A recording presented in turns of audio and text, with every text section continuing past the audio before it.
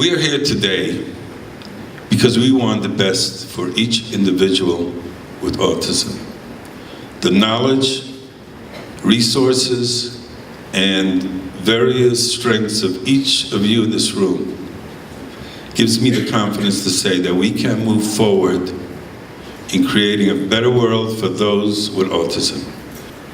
Everything that you need to know in your booklets, there's information about ICare4Autism and our mission to be a catalyst that drives collaboration. Some of the initiatives that we have is the model school. Our model school provides workshops, provides instruction for parents, for therapists, for BCBAs throughout the year. We also have the e-resource collaboration and a legal services department that is now starting to expand, and some of the other, the Autism Africa initiative, the workforce, and we're doing a Pakistani project in helping them get started with a center. So new perspectives that are some of the new ideas today versus some of the old ideas. Neurodiversity versus deficit view. And just briefly, the view today is more welcoming to autistics. The neurodiversity movement was born out of the civil rights movement in the 90s, led by autistic writers and models like Ari Neyman that we had here on the first day. It portrays autism as a form of human diversity, strengths and weaknesses, just like everyone else. And we also have the deficit view, which portrays autistic people as ill and broken. That's the system that sort of is a has-been system. And there are still people who cling to that, and some organizations that cling to that. And that's something that the voices of reason have started to become more and more effective and louder, and we hear them. So the neurodiversity view is there are individuals with strengths, they have skills, and some skills are beyond imagination. We had a presenter who has a jewelry firm. He only employs autistics, and he tells me, and he told the audience, that it's something like 99.9% accurate, 99.9% attendance, 99.9% no lateness, and commitment to the job, and once they're taught, perfection.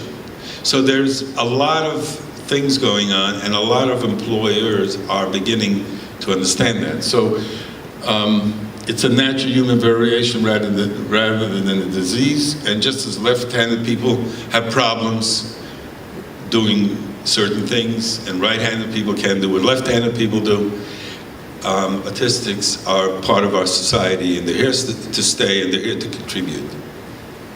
So the deficit view we know, and we don't espouse it, and we don't encourage it. So today's view is a fresh look, neurodiversity view, and self-advocacy. Just like Emma today is going to speak about herself and what she feels and how she feels when she does certain things and why it helps her. Where we may look at it in a negative way, she feels it's a positive way. So the more we understand about neurodiversity, the more we have acceptance in the way we approach it, and it leads to a new view for all of us, and with the right to a quality of life for them, for ourselves, and for others. So we have to change, not they have to change. It's like everything that you want to do in life. You can't change the world, but you can change yourself and have a different view of the world. So it's the same thing with our autistics. To some, it's still considered controversial, but the fact of the matter is, with the proper type of understanding, we will take a different approach to our kids and to our adults and to those in the community. So what are we doing about autism and quality of life? So how do we define quality of life? According to the World Health Organization. And in addition to that, self-determination, giving them the opportunity to determine, giving them the tools so they can be successful. And communication skills are important. That's where all these apps and the different technological advances come in and help to advance the cause. Smartphones, the apps, the iPads, assistive technology, etc. Social inclusion. The more social inclusion, the better effect it has on their ability to integrate in society and to become successful. For example, that kids involved in social clubs and other activities increase their friendships and their freedoms and their ability to do things with others. And that's part of social inclusion, to enhance their quality of life. In addition, their personal development, support resources, early introduction to different kinds of abilities. So one of the things that we espouse is that, at least in junior high school, but much earlier, to start tracking the abilities of youngsters, to see where they excel and to try to give them additional help in those areas. So exposure to workforce opportunities, to vocational trade schools, personal challenges, housing for independent living, and sensory and motor skills for college life, and how to have the ability to function with others in this world, and how that we're offering not only our understanding, but total skill-related activities that will help advance their future. In continuing with this topic, more resources, developing programs, relationship with families and siblings, and helping solutions in different programs and target and relationship. Relationship is one of the keys. And for their emotional well-being, autistics have more mental health disabilities than non-autistics, so depression rate is higher, over 35%.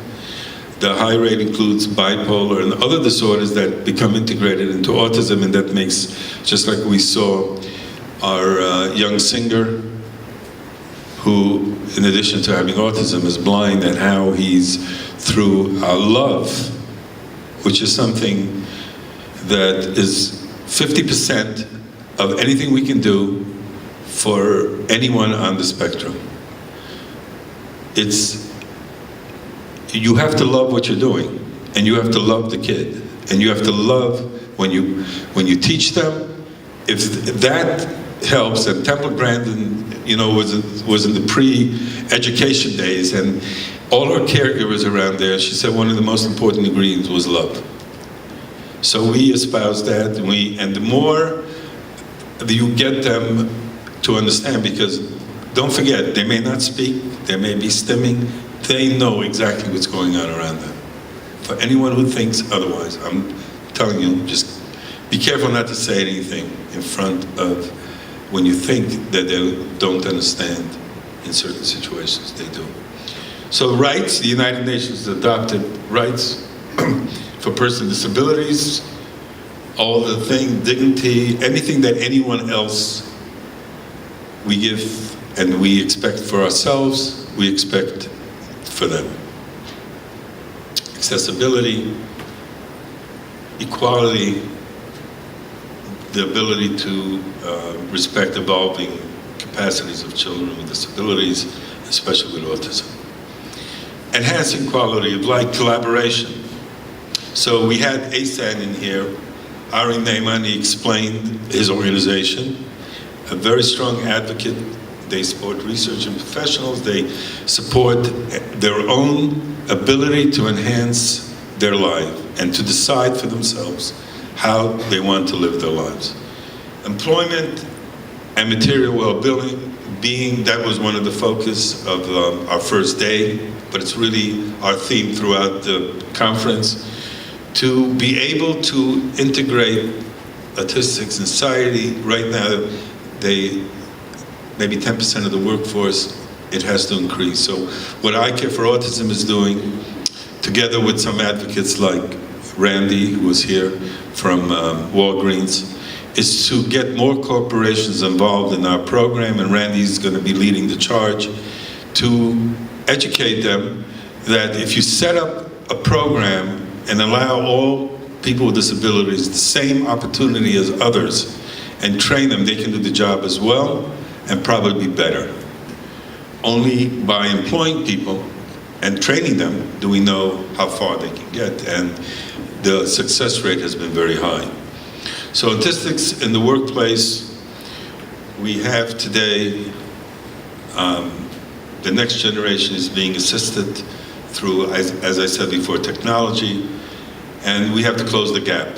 And by closing the gap, we mean more of you to be involved in focusing on how, whether if you're in the classroom, or if you're doing therapy, if you're a parent, what skills, if your child is great in art, music, in computer skills, and other skills, from early on to try to get them going into that area. So what are some of the current state of policies? What are the role of the state and local federal government? How do we identify best training? What policies exist? Workforce studies in some of the universities. Some are really advanced, some are nowhere to be found. What are our workforce best practices? So the focus in the future is something that we're throwing out, and I mentioned in Fordham, it's the responsibility of all educators, whether it's in elementary schools, and preschools, high schools, colleges, to help advance the quality of life, identify applied research questions and tools and questions. What do we still need to know? And where do we go from here? And the interventions and the education process.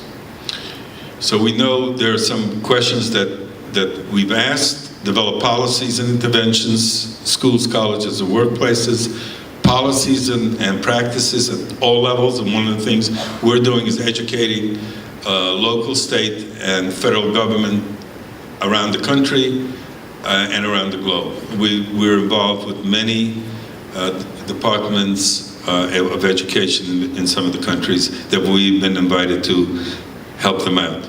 And more programs are needed in terms of tutoring, coaching, and mentoring. Some of the